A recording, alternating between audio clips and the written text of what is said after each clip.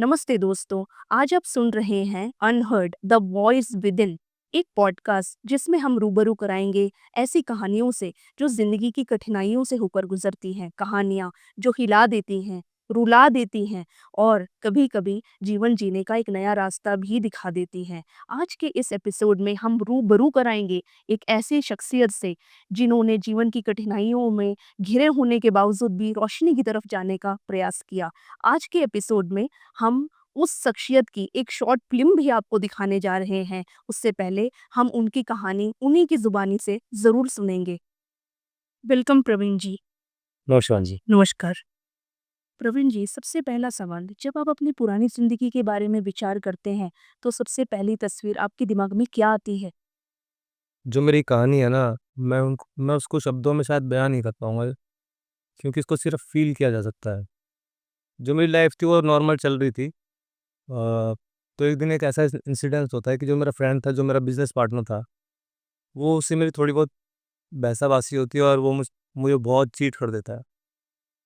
तो जिससे मुझे काफ़ी लॉस होता है। जी। मेरा घर तक बिक जाता है, मेरी गाड़ी भी बिक जाती है उसमें। तो फिर मैं राय लेता हूँ कि मैं क्या करूँ अपने यार दोस्तों, जो जो भी मेरे फ्रेंड थे, मैंने उनसे पूछा मैं क्या कर सकता हूँ इसके लिए? तो उन्होंने मुझसे बोला कि यार तू तेरे ऊपर या तो कुछ सिस्टम ऐसा बना दिया जाए कि जो ऊपरी जिसे बोलते हैं ना ऊपरी, या फिर जी, जी। क्या उन्होंने बोला मंदिर जा, कोई बोला ड्रिंक कर, कोई बोला स्मोक कर, थोड़ा रिलीफ फील होगा, थोड़ा स्ट्रेस जाएगा। लेकिन मेरे साथ इतना हो चुका था कि मैं पूरा बर्बाद हो चुका था। तो मैंने नशे को ही चुना और मैं इसमें धीरे-धीरे जाके इतना ज़्यादा इन्वॉल्व हो गया कि मुझसे छूटा नहीं, ये बढ़ता ही चला गया। जी। जब मैं अपने घर पे आता तो मैं अपने स्ट्रेस को निकालने के लिए मैं अपनी वाइफ़ को पीटा करता, अपने बच्चों को पीट दिया करता। वो मेरा डर था एक तरीके से कि ये चल क्या रहा है मेरे साथ, ये हो क्यों रहा है? मैं कोशिश कर रहा था कि मैं इन चीज़ों से निकलूँ, लेकिन मैं धीरे-धीरे करके इसके अंदर ही जाता जा रहा था। जो बच्चे मुझे इतना प्यार करते थे, मुझे देख के वो डर जाया करते थे कि पापा आ गए। जी, जी। एक समय ऐसा था कि हमारी लाइफ़ ठीक चल रही थी, लेकिन जब वो दौर चला ना, तो वो इतना मुश्किल था कि मुझे समझ नहीं आ रहा था कि मैं क्या करूँ इसमें? तो मैं धीरे-धीरे करके मैं कोशिश करता रहा, लेकिन मैं इसमें और जाता जा मैं ड्रग्स लिया, मैंने स्मोकिंग करना स्टार्ट कर दिया, मैं एडिक्टेड हो गया गांजे का, लेकिन मैं इससे बाहर नहीं निकल पाया। जी, प्रवीण जी, जैसा आपने बताया कि आपका जो बिज़नेस में लॉस हुआ और परिवार में भी ये समस्या और आप नशे में भी पूरा मतलब लुप्त हो चुके थे। तो उस सिचुएशन में, उस परिस्थिति में क्या आपको इससे बाहर निकालने की कोई उम्मीद दिख रही थी? मैं अपने दोस्तों से राय लिया करता कि यार मैं मेरे साथ ऐसा-ऐसा चल रहा है, मैं क्या करूँ? जी, तो कईयों ने बोला कि तू मंदिर जाया कर, पूजा-पाठ कर, जी, ठीक है भगवान सब ठीक करेंगे। तो कईयों ने बोला कि ये अल्कोहल या ऐसे कर। लेकिन एक टाइम तो ऐसा आ गया कि मेरे को ऐसा लगा कि मैं सुसाइड कर लेता हूँ। जी, जी, और एक दिन ऐसा हुआ भी कि मैं अपनी छत पे गया और मैं जस्ट जैसा ऐसा लगा कि कूद जा। तो मुझे एकदम से ऐसा आया कि मेरे को ना अपने मेरे को अपने बच्चों की याद से आई कि यार मेरे जाने के बाद उनका क्या होगा? जी, जी, फिर अपने आप को कोशिश करी कि नहीं यार, फिर बैक करते हैं, ट्राई करते हैं। जी, लेकिन मैं वो चीज़ कर ही नहीं पा रहा था। पता नहीं क्या हो रहा था मेरे साथ कि मैं डीप पे डीप जाया जा रहा था, डीप पे डीप जाया जा रहा था और हर कोशिश करके देख ली मैंने। जी, जी। मैं उस चीज़ से निकल ही नहीं पाया। जी, जी।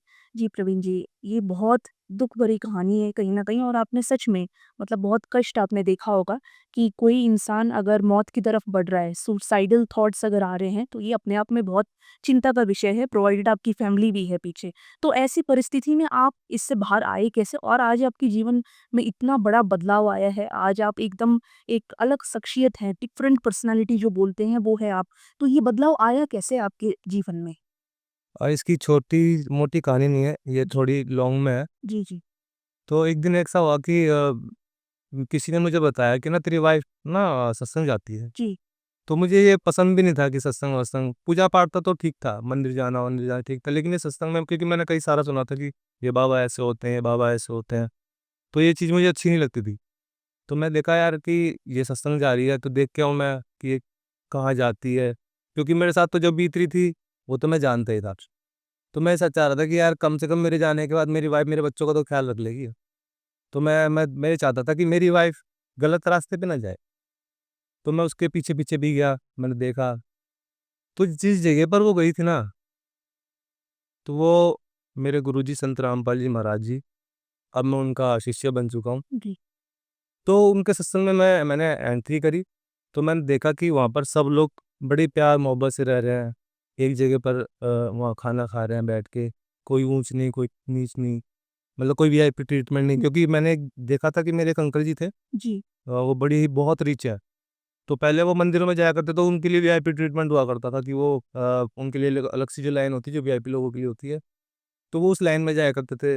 तो जब उस मैंने उनको वहाँ देखा ना, तो वो ज़मीन पे बैठ के खाना खा रहे थे। जी। तो मुझे एक अजीब-सा फ़ील हुआ कि ये आदमी ज़मीन पे बैठ के खाना खा रहा है और वहाँ सबके साथ एक ही ट्रीटमेंट था। अच्छा। हाँ, वहाँ सब सब एक समान था। अच्छा।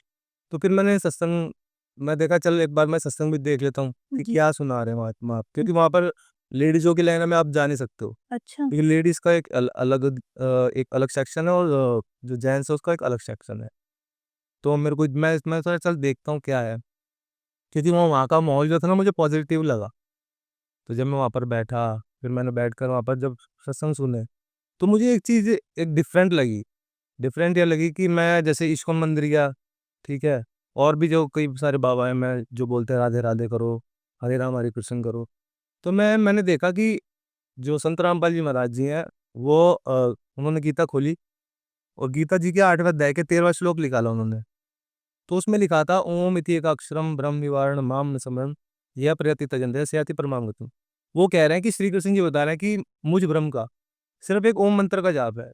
और फिर उन्होंने बताया है कि शास्त्र अनुसार भक्ति करने से हुँ। आपके सारे रोग और आपके जो भी जितनी परेशानियां हैं, वो सब ठीक हो जाएगी। तो मेरे को लगा कि यार मैं वहां पर राधे राधे सुन रहा हूँ, हरे राम हरे कृष्ण सुन रहा हूँ, लेकिन यहाँ पर जो गीता जी बता रही है और जो महाराज जी बता रहे हैं, ये डिफरेंस बता रहे हैं। और वो पढ़ पढ़ के बता रहे हैं, ऐसा नहीं अपना मौखिक नहीं बताते अच्छा। वो उन्होंने पुस्तक निकाली उंगली धर धर के बता रहे थे। तो फिर मेरे को भी लगा कि यार मैं इनका सत्संग में सुनूं। तो मैं वहां से वहाँ दो पुस्तक मिलती है, एक जीने की राह और ज्ञान गंगा। तो मुझे लगा कि चल इन महाराज जी की ये पुस्तक भी ले जाके पढ़ता हूँ। तो मैंने चेकआउट किया, उन सब चीज़ को देखा। अच्छा एक चीज़ और मैं आपको बताना चाहूँगा कि आज के समय में एक महाराज जी भी हैं, शायद प्रेमानंद महाराज जी, शायद आप उनको जानते हो। तो वो उनके पास ना मैंने एक वीडियो देखी थी। उनके पास एक लेडीज़ आई और लेडीज़ एक बच्चे को लेकर आई। उसके बच्चे को कैंसर था और वो कह रही कि मेरे बच्चे को कैंसर है बाबा जी। क्योंकि उसके पास आज के समय में विराट कोहली और बड़े-बड़े शख्सियत जो हैं, वो उनके पास आती है और उनसे उनकी विचार लेती है। तो जब वो लेडीज़ आई और अपने बच्चे को लेकर आई, तो वो ये कह रही की थी कि मेरे बच्चे को ब्लड कैंसर है बाबा जी, मेरा 3 साल का बच्चा है। तो महाराज जी के पास कोई उसका इलाज तो था नहीं और ना ही उन्होंने उस समय ये बोला कि तू राधे-राधे कर। उन्होंने बोला कि बेटा अगर भगवान तेरे को इसके पिछले जन्म के पाप कर्म दिखा दे ना, तो तुम ये बोलोगे कि बिल्कुल सही हुआ इस बच्चे के साथ। तो संत रामपाल जी महाराज जी कुछ और बता रहे हैं। संत रामपाल जी महाराज जी बोल रहे थे कि जो इस मेरे से आकर सद्भक्ति लेगा, कैंसर का बाप भी ठीक होगा। तो मैं शॉक्ड हो गया कि वो महाराज जी जो इतने पॉपुलर हैं आज के समय में, जहाँ जिनके पास क्या नाम है विराट कोहली और जो अन्य जो नेता हैं बड़े-बड़े वो आते हैं और ये महाराज जी बोले हैं कि कैंसर का बाप भी ठीक होगा, जो मेरे बताए अनुसार जो सद्भक्ति करेगा। तो मुझे तभी ये फ़ील हुआ कि मैं इनके जो भी इनकी बुक्स हैं वो पढूँ और चेक आउट करूँ कि क्या है, क्या नहीं। तो जब मैंने वो बुक्स पढ़ना स्टार्ट किया और जब मैच किया अपने सद्ग्रंथों से, क्योंकि मुझे पता था कि अगर ये गुरुजी या महाराज जी बोल रहे हैं ना कि मेरे मेरे बताए अनुसार भक्ति से कैंसर भी ठीक हो सकता है, तो मेरे साथ तो सिर्फ़ नॉर्मल प्रॉब्लम है, ये एंग्ज़ायटी, डिप्रेशन और जो मैं जिस परिस्थिति से गुज़र रहा हूँ, शायद मैं ठीक हो जाऊँ। जी। तो मैंने फिर वो पढ़ना स्टार्ट किया। जी। तो मैं क्या करता था कि मैं डेली दारू की बोतल लाता था और बाहर मैंने पीना बंद कर दिया था, क्योंकि मैं धीरे-धीरे सत्संग देखना स्टार्ट कर दिया था। तो मैं डेली दारू की बोतल लाता था और सर महाराज जी के सत्संग सुनता था। तो मुझे वो सत्संग सुनते ऐसा फ़ील होने लगा कि तू कर क्या रहा है ये? क्योंकि उनकी जो बातें थी ना, वो मतलब ऐसे हृदय में बैठती थी। और जब मेरे को अच्छा एक चीज़ और आपको बता दूँ, एंग्ज़ायटी और डिप्रेशन में एक चीज़ होती है कि उन लोगों को ना नींद आना बंद हो जाती है। अच्छा। आप कभी पूछना एंग्ज़ायटी और डिप्रेशन वालों से। जी, जी। उनका कोई मानसिक तौर पे जो बंदा बीमार है ना, जी। वो बस सुसाइड ही करेगा। वो कितनी भी दवाइयाँ खा ले, वो ठीक हो ही नहीं सकता। और जो अन्य जो रोग है, जो लाइलाज बीमारियाँ हैं, जब संत रामपाल जी महाराज जी के मुख से मैंने ये बात सुनी कि कैंसर का बाप भी ठीक होगा, वो भी 4th स्टेज कैंसर, एड्स तक के मरीज बोल रहे हैं कि वो ठीक होगा।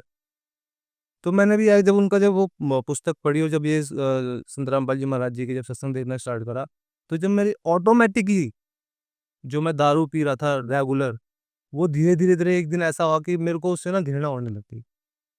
ये रियलिटी बता रहा हूँ मैं आपको, ये मैं आपको अपना ऐसा नहीं कि आपको ऐसा लगे कि मैं संत रामपाल जी महाराज की शरण में आ गया तो मैं आपको, आप मेरे घर पे आकर, मैं सुल्तानपुरी में रहता हूँ, आप मेरे घर पे आकर, आप वहाँ के किसी भी लोगों से पूछ लेना, एबी एक्सटेंशन एक मेरा पूरा एरिया है, उनसे पूछना मैं किस तरीक़ा का आदमी था, जब मैं बर्बाद हुआ और मैं कैसे-कैसे, क्या-क्या करने लग गया था।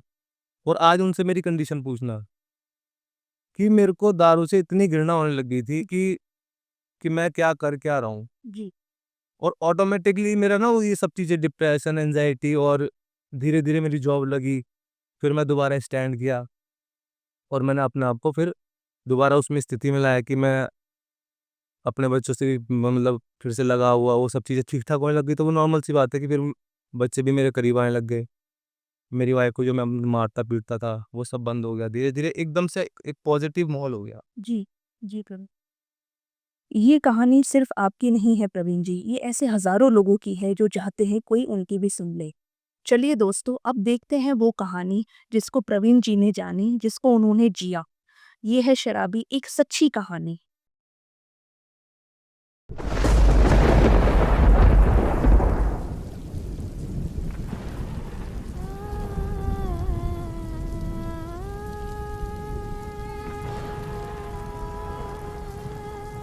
शिवा, बेटा शिवा, शिवा, क्या सोच रहा है बेटा? चल खाना खा ले। माँ, पापा शराब पीना कब छोड़ेंगे? तू टेंशन क्यों लेता है बेटा? मैं हूँ ना। लगता है मुझे पढ़ाई छोड़नी पड़ेगी। क्यों? क्या हुआ? हुआ क्या माँ, स्कूल की फीस कभी टाइम पर पहुँचती नहीं। इस बात के लिए मुझे टीचर की भी सुननी पड़ती है। मेरे सारे दोस्त ऐसे देखते हैं जैसे मैं एक भिखारी हूँ। शराब हमारे पापा पीते हैं और लोग हमें बुरी नज़र से देखते हैं। हमारी कहीं कोई इज्जत नहीं है माँ। ऐसे क्यों कहता है पगले? पापा को समझाएंगे, तू चिंता मत कर।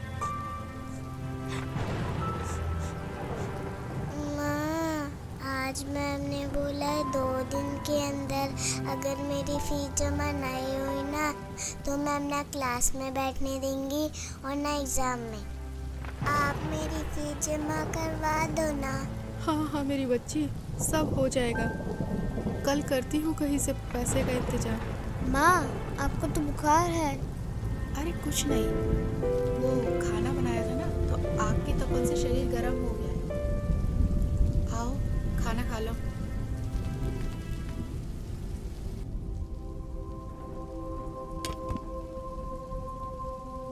और हाँ, पढ़ाई छोड़ने के बारे में सोचना ही मत, समझे? वरना जिंदगी नर्क से बदतर हो जाएगी। करती हूँ तेरे पापा से बात। देख रहा है ना मुझे? अगर उस जमाने पे पढ़ाई पे ध्यान दिया होता तो आज तेरे पापा के साथ रहने के बजाय अलग कमा के खा रहे होते।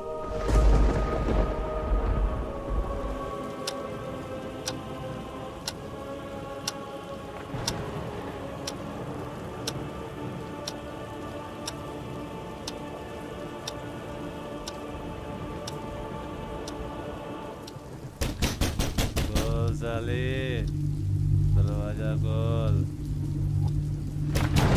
साले, दरवाजा खोल।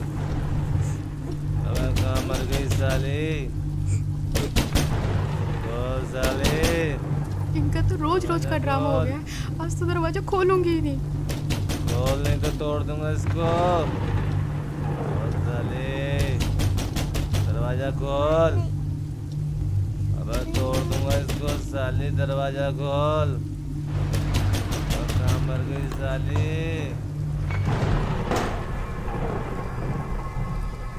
तू करती क्या रहती है साली? इतनी देर लगती है दरवाजा खोलने में? बोल हरामजादी, क्या कर रही थी?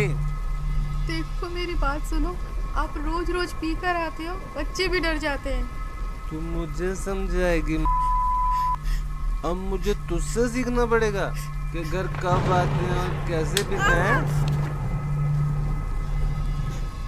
तू मुझे समझाएगी साली?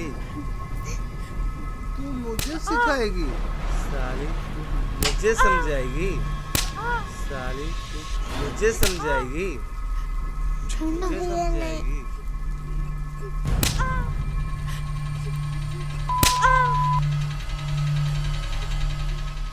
मुझे समझाएगी? पापा मत मारो ना, माँ को पहले से बीमार है। तेरी इतनी मजाल, तू मुझे रोकेगा? हैं? देख क्या रहा है? देख क्या रहा है? मत मारो। चल।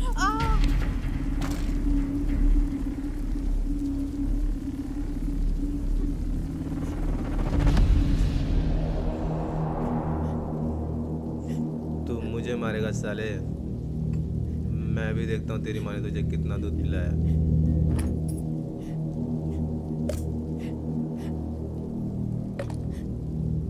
आजा मार, मार साले, मार।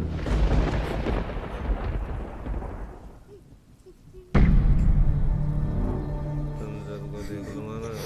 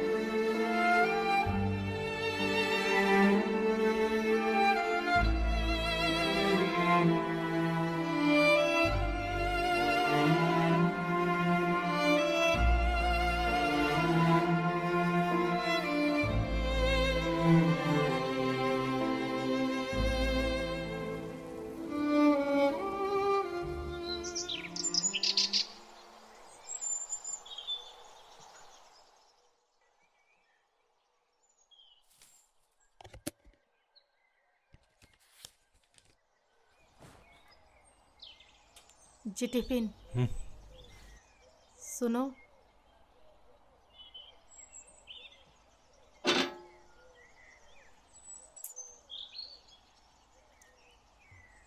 माँ, माँ, जल्दी चलो, मैं स्कूल के लिए लेट हो रही हूँ। हाँ हाँ मेरी बच्ची, बस 2 मिनट, मैं अभी तैयार होके आती हूँ।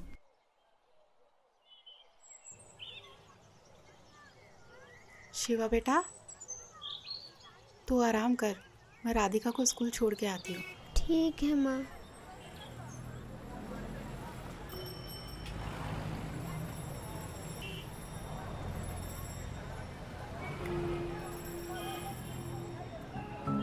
माँ, पापा कब सुधरेंगे?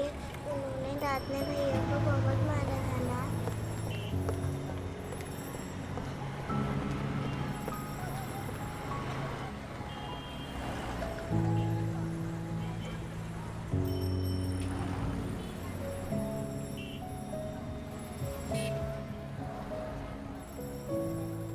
हे भगवान, कब तक इन बच्चों को दिलासा दूँ? मेरे होते हुए मेरे बच्चे नर्क जैसे जिंदगी जी रहे हैं। इससे अच्छा तो हम मर जाते, वो बेहतर होता। कम से कम रोज रोज की मार पिटाई और समाज में जलील होना तो बंद होगा।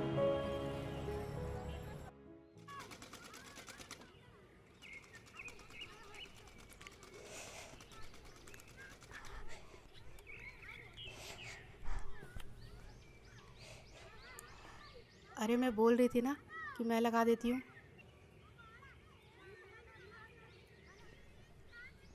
ला, मुझे दे।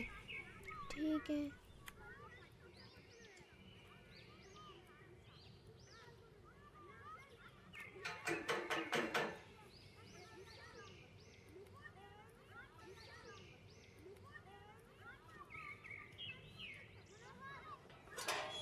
अरे नीलम दीदी, आइए आइए। और पुष्पा बहन, ठीक हो आप? बस दीदी, कट ही रही है। अच्छा, सूट सिल दिया मेरा? बस दीदी, वो आप ही का सूट सिल रही थी।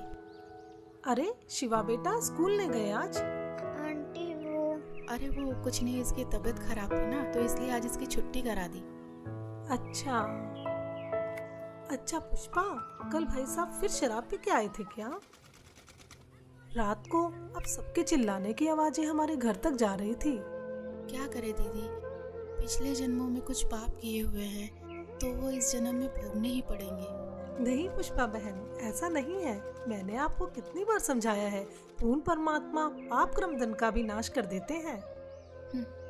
यहाँ तो पाप कर्म भोगते भोगते जिंदगी का ही नाश हो गया है, बस अब और नहीं। क्या मतलब? मतलब क्या है दीदी, इन्होंने सुधरना तो है नहीं, निकल जाऊंगी अपने बच्चों को लेकर, और क्या। कैसी बातें कर रही हो? ये तो समस्याओं का हल निकालने के बजाय उनसे दूर भागना हुआ। जब से इनके बिजनेस में घाटा हुआ है, इन्होंने तो घर का पूरा हुलिया ही बदल दिया है। रोज डेली शराब पी कर आते हैं और सारा गुस्सा हम पर उतारते हैं। हल निकालते निकालते मैं थक चुकी हूँ, बस अब और नहीं सह सकती। मेरे पास अब दो ही रास्ते बचे हैं, या तो घर छोड़ के चली जाऊँ, नहीं तो फिर मैं आत्महत्या कर लूँ। नहीं पुष्पा, ये बिल्कुल गलत है, और आत्महत्या तो महापाप है। पुष्पा, अगर इस नरक भरी जिंदगी से निकलना चाहती हो तो उसका एक ही रास्ता है, जिसके बारे में मैं तुम्हें बार बार समझाती हूँ। तुम बस एक बार संत रामपाल जी महाराज जी से नाम दीक्षा ले लो, फिर देखना तुम्हारा जीवन कितना सुखमय हो जाएगा। एक सच्चे संत के पास हर समस्याओं का समाधान होता है। अच्छा मजाक करती हो दीदी, भला नाम दीक्षा लेने से भी इनका कुछ हो सकता है क्या?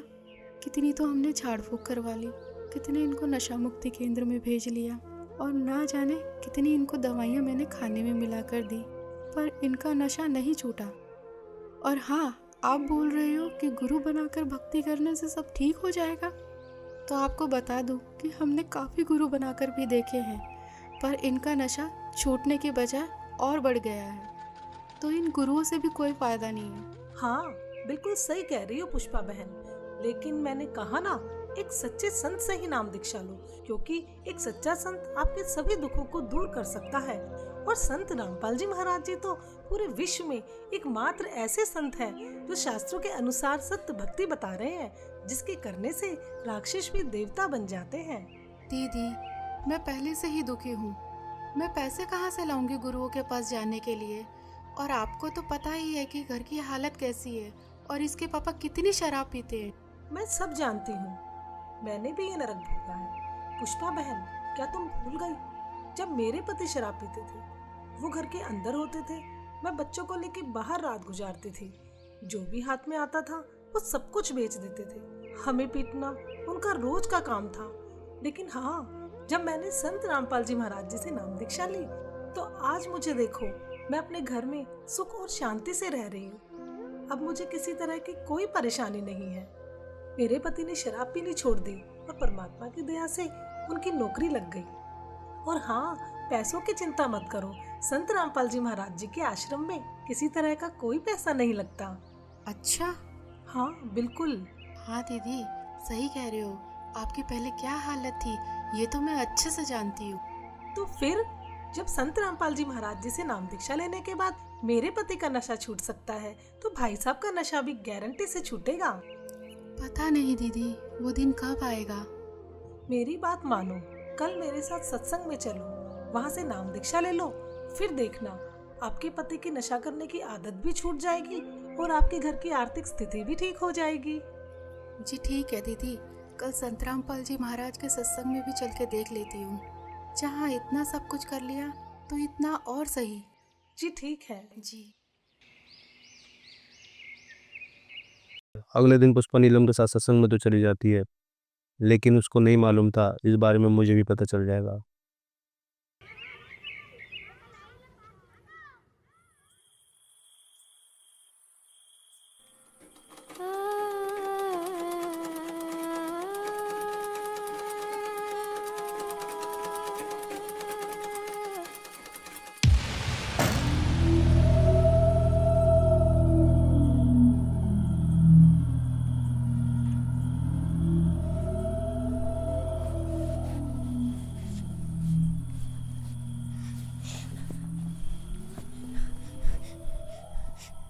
क्यों री, बहुत शौक चढ़ाते हो सत्संग में जाने का? मुझसे पूछे बगैर तेरी हिम्मत कैसे हुई घर से बाहर जाने की? हैं? कोई और जगह नहीं मिली पूरी दुनिया में? सत्संग में जाती है साली, सत्संग के बहाने कहाँ जाती है? आप जैसा शराबी कबाबी कभी नहीं समझ सकता सत्संग की कीमत को। दूर रहो मुझसे। अपना जीवन तो बर्बाद कर रखा है और हम भक्ति करें ये भी नहीं देखा जाता आप। मुझे पता है क्या होता है तेरे सत्संग में। बकवास करने जाती है तू वहाँ। बस यही दिन देखने को रह गए थे, नाक कटा के रख दी तूने मेरी। और खबरदार, आज के बाद सत्संग का नाम भी लिया तो यहाँ चल गाना लगा।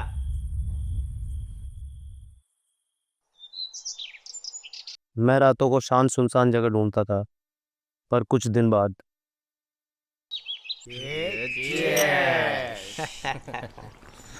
हाँ यार, छोड़ क्या क्या। अबे कौन है साला? अरे दिनेश। अरे पूछ आ जाएगी नहीं। अरे दिनेश। हाँ सुमित। अरे क्या हाल है मेरे भाई? आज आए क्यों नहीं यार? अरे कुछ नहीं, वो बस ऐसे ही। अरे यार तेरे बगैर तो पार्टी में मजा ही नहीं आता यार। हाँ ठीक है, ये बता रमेश है वहाँ? कौन? रमेश? हाँ है ना, ये ले बात। हाँ दिनेश भाई, कैसा है मेरे यार? बढ़िया भाई। आ जाया नहीं तू यार? अरे दारू के पैसे हम दे देते भाई। अरे वो सब छोड़, तू ये बता कि तुझे पता है कि भाभी कहाँ जा रही है? क्या मतलब? मैंने अभी मिश्रा की वाइफ के साथ सत्संग में जाते हुए देखा है। इसकी और हाँ, तो आज तो तेरे दोनों बच्चे भी साथ हैं। इसकी तो अरे क्या हुआ छोड़ भाई? यार। क्या हुआ? अरे कुछ नहीं यार, तुम्हारी भाभी आज फिर सत्संग में जा रही है। अरे समझा ले उसे, बिगड़ जाएगी वो।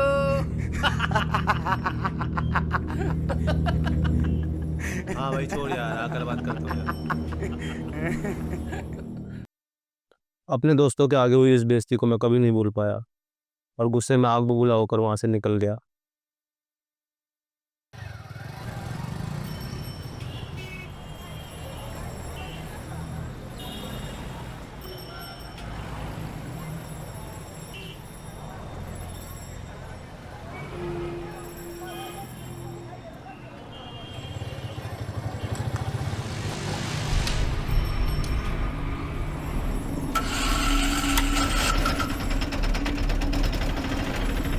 चल साली, आज तेरा सत्संग ही देखता हूँ।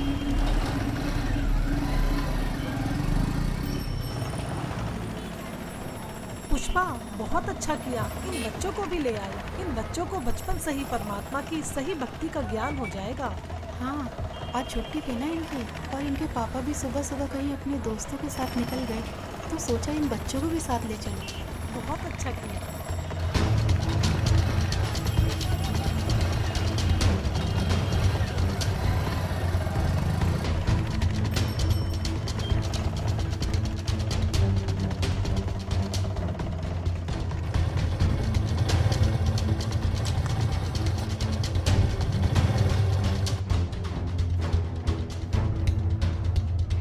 क्या बताते हैं भगवान, परमात्मा हमें याद दिलाते हैं।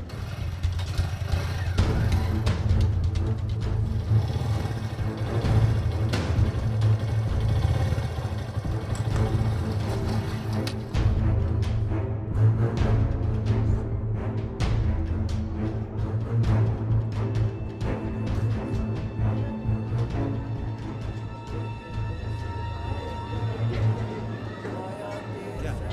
ये ले।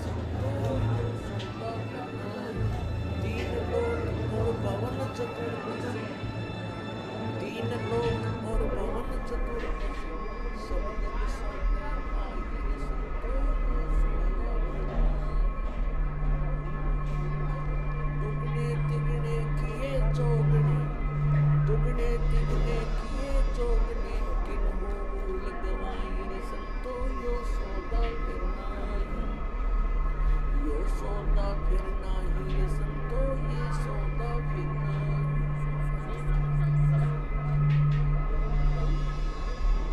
फिर क्या बताती है, यो दम टूटे पिंडा। सच है भगत जी, इधर नहीं जाना आपको।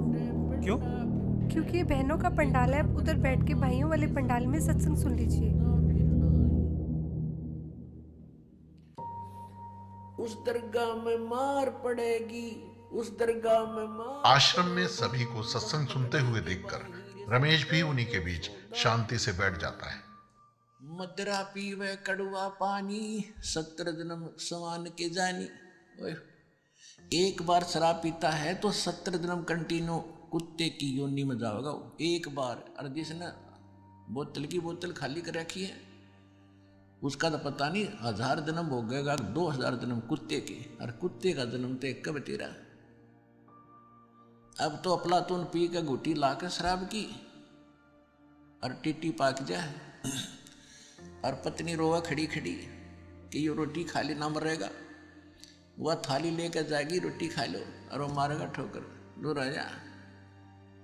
वो पड़ेगी सारा दूर जाके पड़ेगा भोजन। और फिर उस दुष्ट आत्मा के साथ क्या होगा, कुत्ता बन के क्या खाएगा। जब तो ठोकर मारा था थालियों के, कुत्ता बनेगा। और फिर भूख लगेगी, सारी रात भौंकेगा, गली में पड़ेगा गर्मी सर्दी में। सुबह उठते ही कहाँ जाता है कुत्ता, रसोई में। मैं कहा उसने भोजन की, ऐसे ऐसे कर कर सीधा जाएगा जैसे कोई टोकनी है, कोई नहीं, कोई भूख लग रही, डट्टा जाना। अब वहाँ रसोई में अब कौन पढ़ दे उसको, मूर्ख को। कोई देख लेगा घर का सदस्य, पहले उसको करेगा तो पर वो कानों पर घटाड़ा करे, भूख लग रही जोर की, सीधा ही चल पड़ता वो। फिर उठा कर लठ उसके कड़े में ठोकेगा कमर में, फिर ट्या ट्या ट्या करता जाएगा गली में।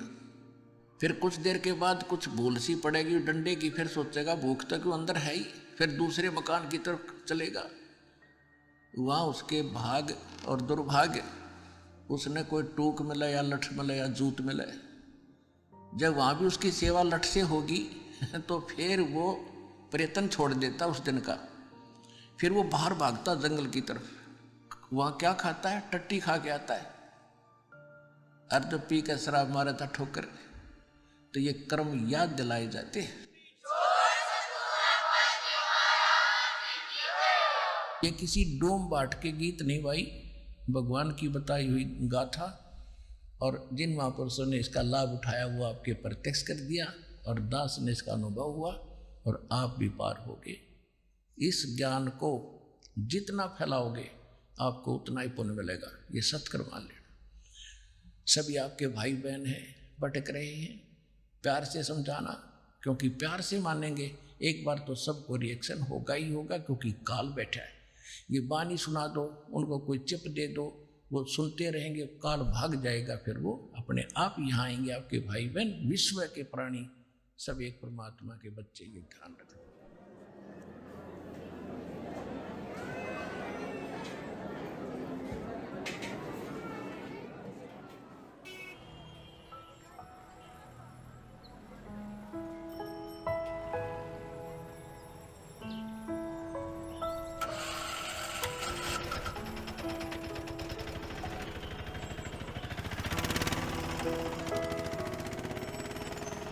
और राधिका बेटा, आपको सत्संग में जाना कैसा लगा? मुझे तो बहुत अच्छा लगा आंटी। और शिवा बेटा, आपको कैसा लगा? आंटी जी, सत्संग में जाना तो मुझे भी अच्छा लगा। अब डर है कि पापा पिटाई ना करे। बस दीदी, अब तो परमात्मा ही दया करेंगे।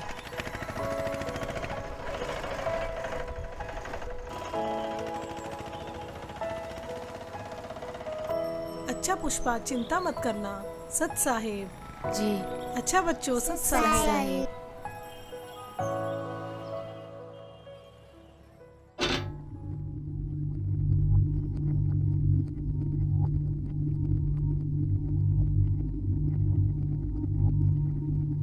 हाँ,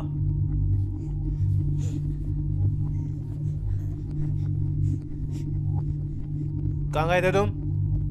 जी वो यहीं बस वो चुप कर। कहाँ लगा? पता नहीं कहाँ घूमती रहती है। जी ठीक है, लगाती हूँ।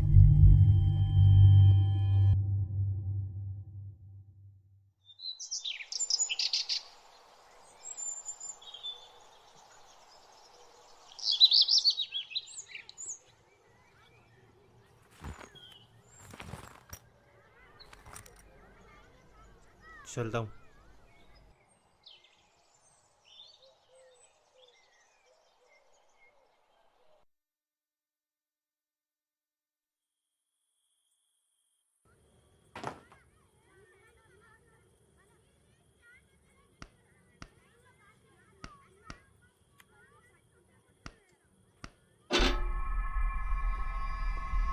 माँ,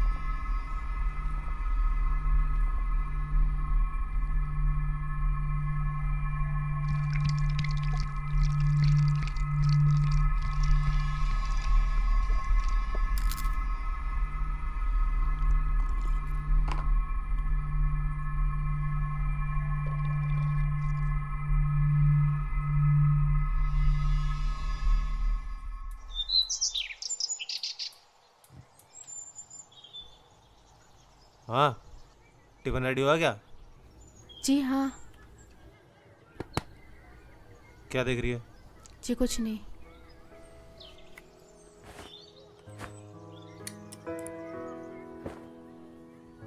बच्चों की फीस जमा कराई क्या? जी नहीं, वो अभी नहीं। ये ले पैसे, बच्चों की फीस जमा करा दियो।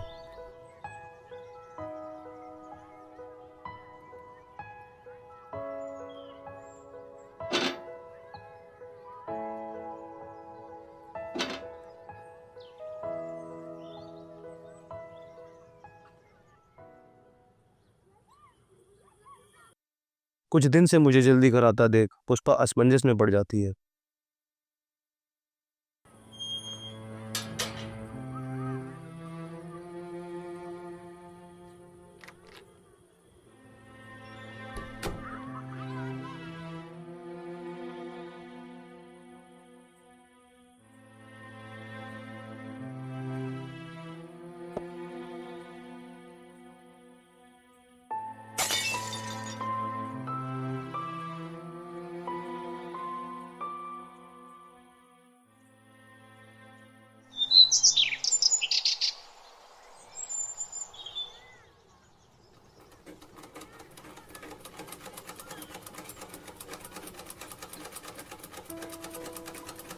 माँ, पापा आजकल दारू घर पर लाकर क्यों पीने लगे?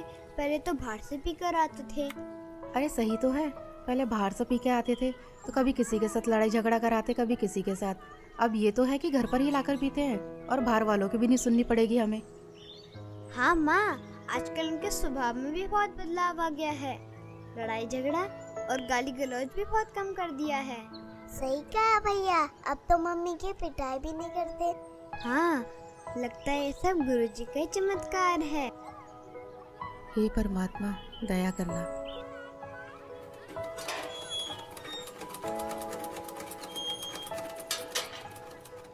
अरे नीलम दीदी, आइए आइए। और पुष्पा कैसी हो? बस दीदी, मालिक की दया है। अच्छा पुष्पा, मैं ये बताने आई थी, कल सत्संग है आश्रम में, क्या आप चलोगे? नहीं दीदी, कल तो इनके पापा की छुट्टी है तो नहीं हो पाएगा। कोई नहीं। हाँ, अगर पिछली बार की तरह इनका बाहर जाना हुआ तो चल पड़ेंगे। जी मालिक ही दया करेंगे। अच्छा बहन, चलती हूँ। सत साहेब। सत साहेब।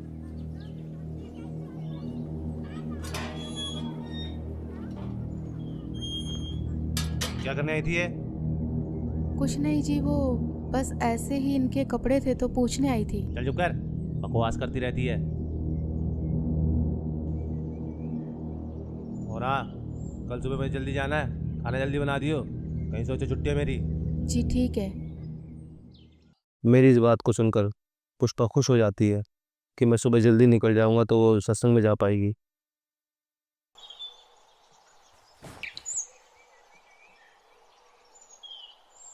अच्छा ठीक है, मैं जा रहा हूँ। ठीक है जी।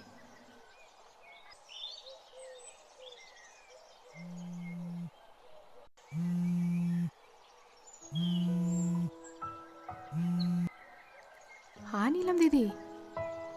जी दीदी। हाँ दीदी, मैं 5 मिनट में तैयार होके आती हूँ। जी जी जी। माँ, हमें भी ले चलो ना सत्संग में। हाँ माँ, हाँ बहुत अच्छा लगता है। ठीक है मेरे बच्चों, तुम्हें भी लेके चलती हूँ, चलो। पुष्पा बच्चों को लेकर सत्संग में पहुंच जाती है, इस बात से बेखबर कि यहाँ उसके साथ क्या होने वाला है।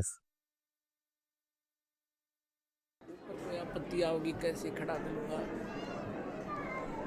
और क्या बताना चाहा था, जो परमात्मा 18 लाख व्यक्तियों को और 3 दिन तक भोजन भंडारे, लड्डू, जलेबी, कचौड़ी, पकौड़ी और दोहर और असरफी दे सकता है, एक झोपड़ी में बैठा व्यक्ति, वो समर्थ कितना है। और आपको क्या नहीं दे सकता, पूरे विश्व को खिला सकता। वो पूरे असंख्य ब्रह्मांडों को 1 सेकंड में सब कुछ भर दे, हरा भरा कर दे इस पृथ्वी को, और आपका घर भर दे पूरा। अगर विश्वास करोगे तो ये सत्कर मान लेना, उस समर्थ का सहारा आपको है। हाँ हाँ दीदी, बहुत अच्छा लगा। और मैं तो सोच रही थी, और हाँ दीदी, कल तो कमाल हो गया। मुझसे पूछ रहे थे कि बच्चों की फीस जमा करा दी, तो मैंने कहा नहीं, तो मेरे हाथ में पैसे रख के चले गए। अच्छा हाँ बहन, परमात्मा पर ऐसे ही विश्वास रखो। परमात्मा जो चाहे सो कर सकते हैं।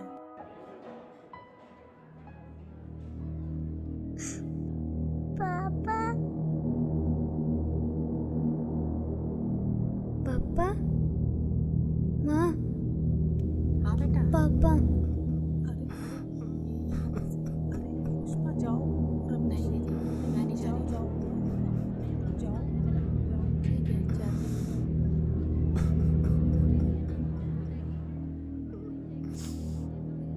मुझे माफ कर दो परमात्मा, मैं पापी हूँ मालिक। क्या हुआ जी? मुझे माफ कर दो पुष्पा, मुझसे बहुत बड़ी गलती हो गई। मुझे नहीं पता था मैं क्या कर रहा हूँ, लेकिन आज ये सत्संग सुन के मेरी अंतरात्मा जाग उठी है। मुझे गिलानी हो रही है अपने कुकर्मों में। मुझे माफ कर दो पुष्पा। कोई नहीं, आप रोइए मत।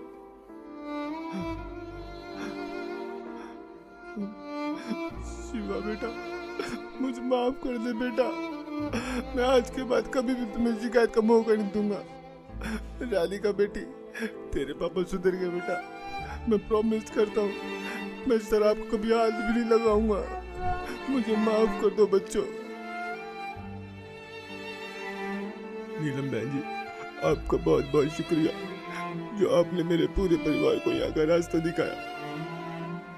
कोई बात नहीं रमेश भैया, लेकिन एक बात बताओ, आपको ये ज्ञान कैसे समझ आया? पिछली बार जब आप पुष्पा और दोनों बच्चों को यहाँ पर लेकर आए थे ना, तब मैं यहाँ आया था।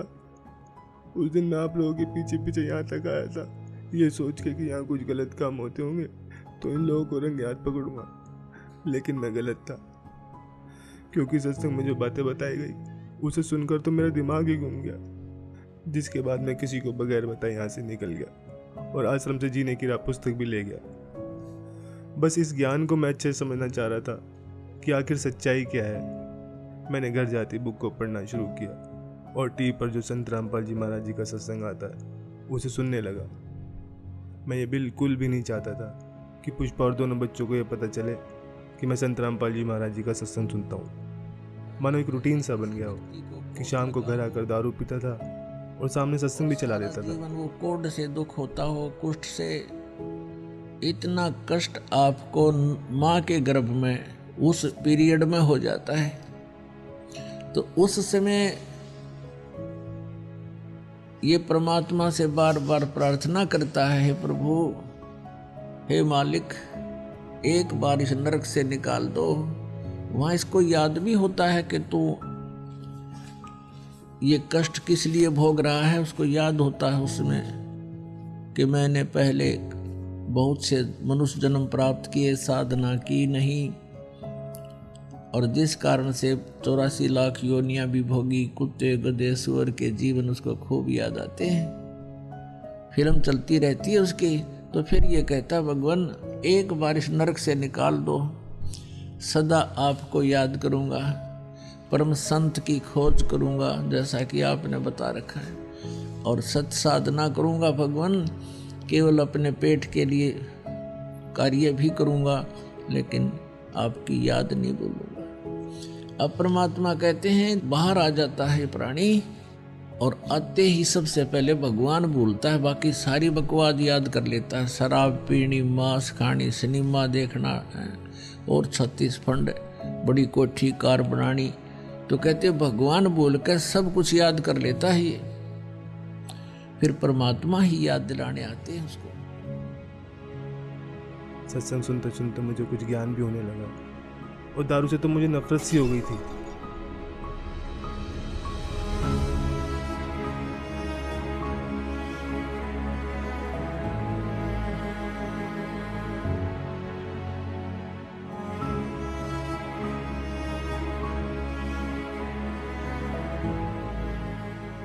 और फिर कल जब आप घर पर आए, पुष्पा से सत्संग में चलने के लिए पूछ रहे थे ना, तब मैंने आप दोनों की सारी बातें सुन ली थी।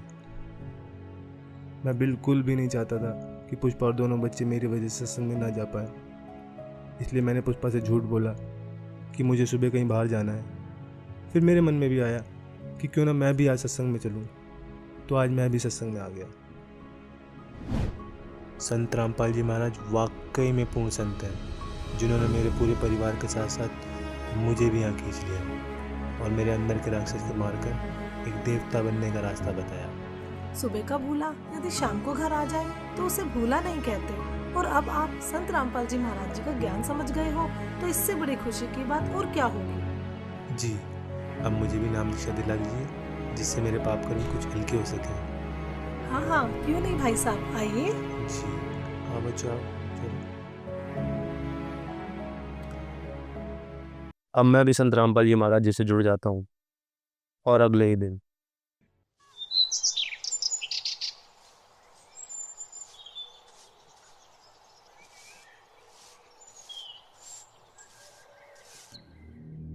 ये क्या कर रहे हो आप? कल तो आप कह रहे थे कि आज के बाद शराब नहीं पीऊंगा।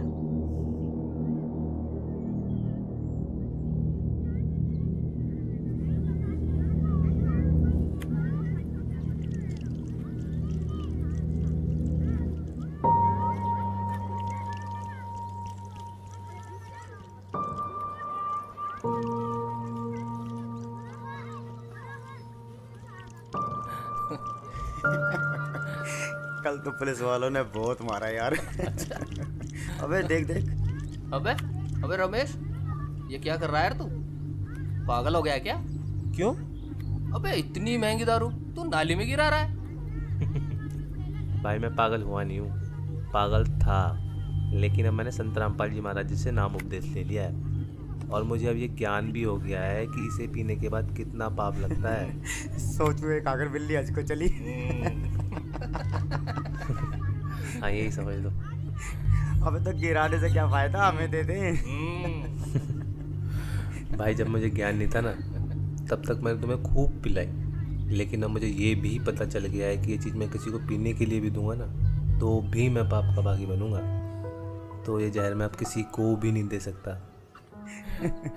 चल यार, ये तो बाबा बन गया है। अंकल जी। यही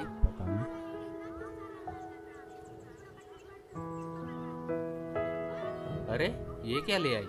ये हमारे गुरुजी संत रामपाल जी महाराज की पुस्तक। जीने की राह? हाँ अंकल जी, जीने की राह, जिसे पढ़ने के बाद लाखों लोगों ने भी नशा छोड़ा है, तो आप भी पढ़िए।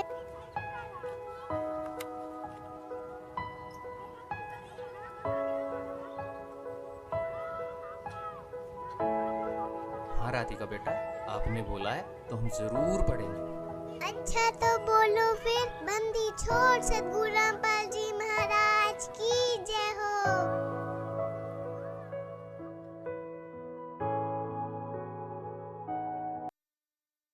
तो दोस्तों, आपने देखा किस प्रकार मेरा नशा छूट जाता है। संत रामपाल जी से जुड़कर लाखों लोगों ने अपना नशा छोड़ा है।